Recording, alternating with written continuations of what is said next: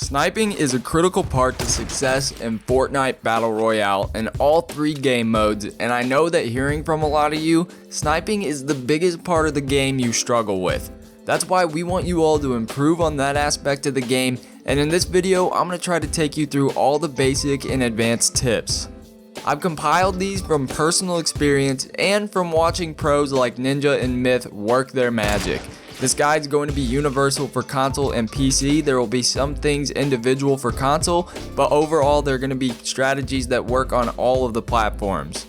If you can snipe, life is so much easier in solo, duos, and squads.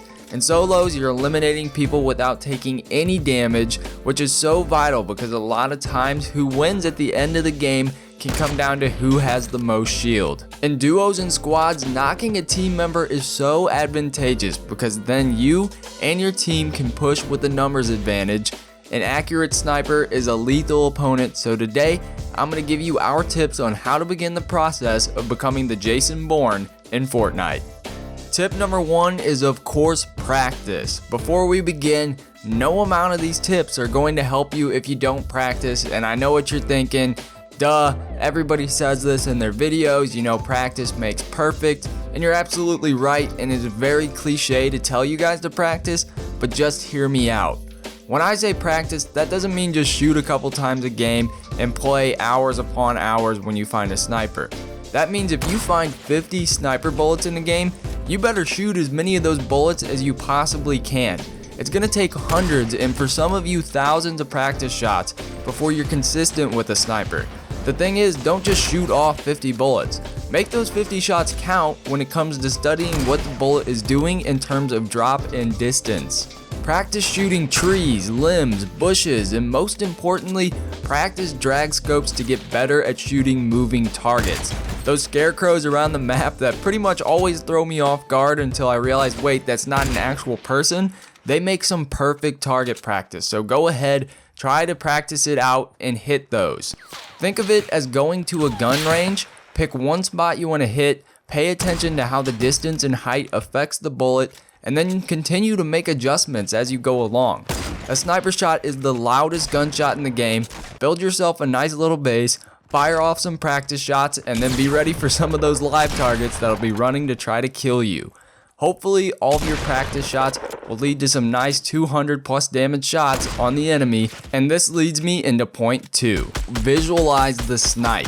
Now that you're actually practicing and studying the details of each and every snipe you shoot, always remember to visualize your snipes before you take them. It's so important to understand there's a bullet drop in this game and that you have to account for that no matter what.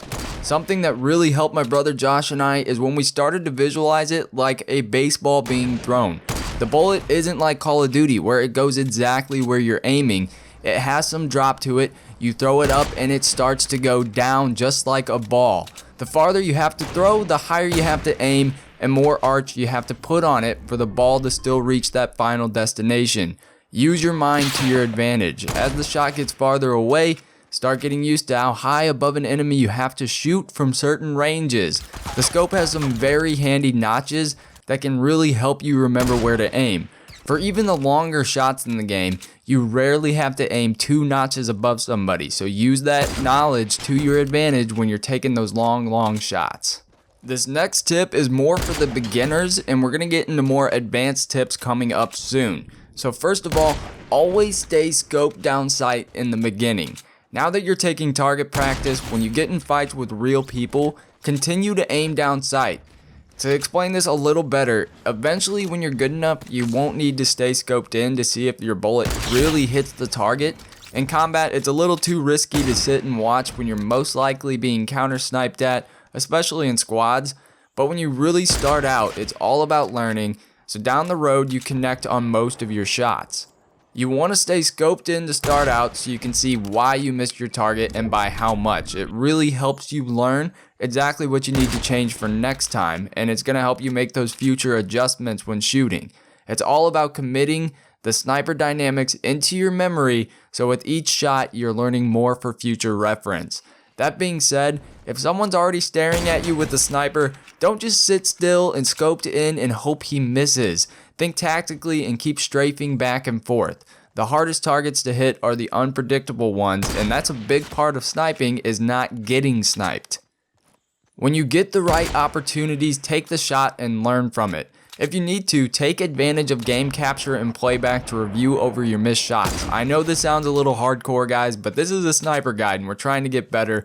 Bill Belichick became the best coach in American football history by studying film. One more quick tip.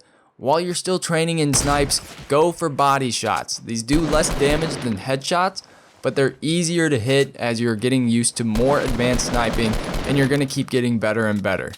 Out of the basics and on to settings for sniping. What sensitivity you use largely depends on personal preference and what you are comfortable with. If you use a low scope sensitivity like 0.3, I recommend you slowly start working your way up to around a 0.45, which is what I currently use.